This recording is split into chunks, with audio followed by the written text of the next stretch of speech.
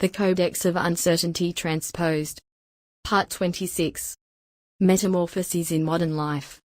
Tajikistan. Transposing Emblem by Nigina Kanunova.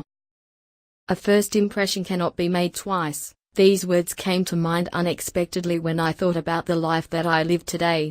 It seems that I have not changed. It seems to me I have not lost the ability to admire the arts and nature, human kindness and love, human decency, poetry and music. I am still open and hospitable to those I love, still ready to help anyone I can. I protest against and categorically reject human cruelty and violence, ignorance and greed. All of the above indicates that I am a human being in any situation because it is so important not to lose yourself in this world. For some reason, more and more often I come back to my native city. I remember a lot from that life, a lot. There was everything in it, a joyful thrill and agonizing grief, loss and hope, but the amazing thing is that everything was clear enough for me in that life. It was a life filled with coziness and kindness. I was a little girl and lived in a warm sunny city, green and touching in its cordiality, which was noted by many of those who visited it. In the reality of the present day, my native city is almost uprooted beyond recognition. But not from my memories and heart. When demolishing old buildings, such as museums and theaters, when we cut the old trees, instead of preserving them and thinking of our health, we demolish our historical and cultural values, we destroy our life and that of future generations.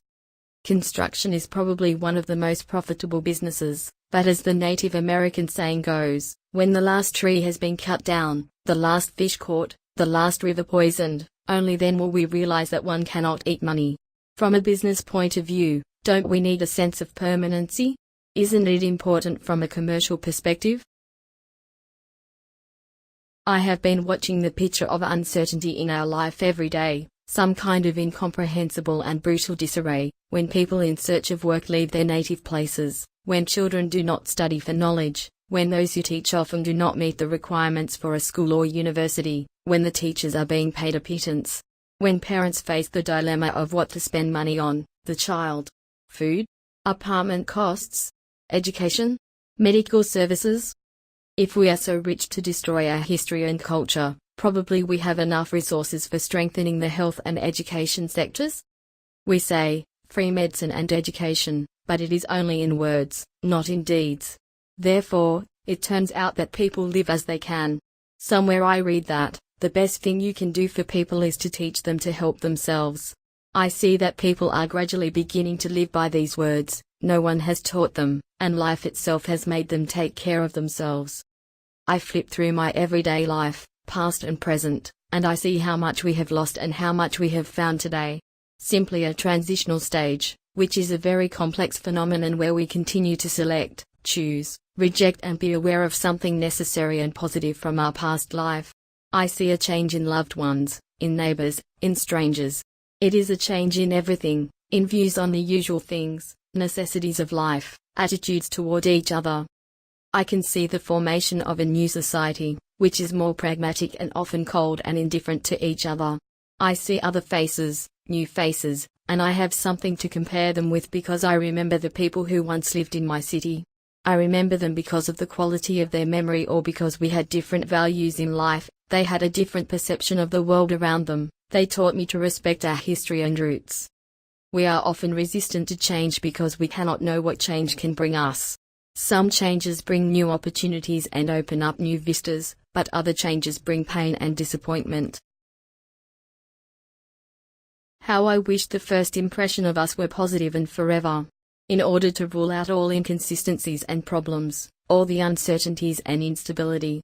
How I wish people would learn to smile with all their heart. How I wish we could be kinder to each other, appreciate each other and everything that surrounds us. How I wish we could learn to respect Earth and our nature.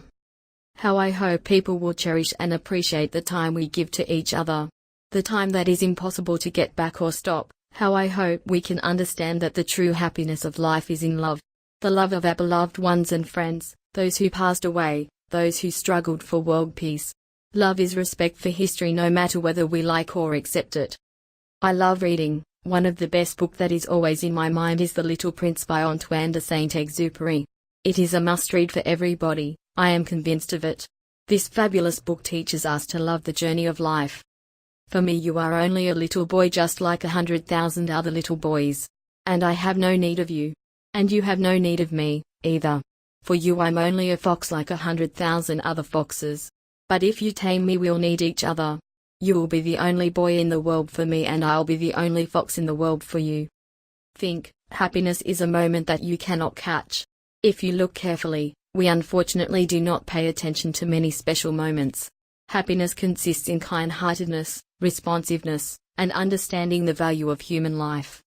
To my mind, true happiness is within us, it comes from small things. But in the pursuit of material benefits, we forget to live.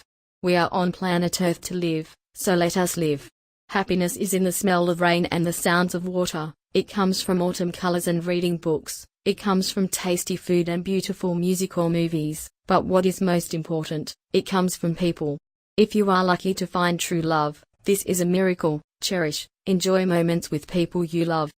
In conclusion, I would like to cite a quote from Eleanor Roosevelt: "The future belongs to those who believe in the beauty of their dreams." Life is a journey, but this journey is too short and you never know what is going to happen tomorrow. You cannot change people you meet, you cannot peddle your ideas or vision of the universe. Sometimes disappointment in people can drain your soul, steal your heart. Often social burdens drive us crazy, but do not give up. Stop for a while and think about who you are. What is your true destination? What is your purpose? What is your dream? If you are able to answer all those questions, you will be better off. Follow your dream.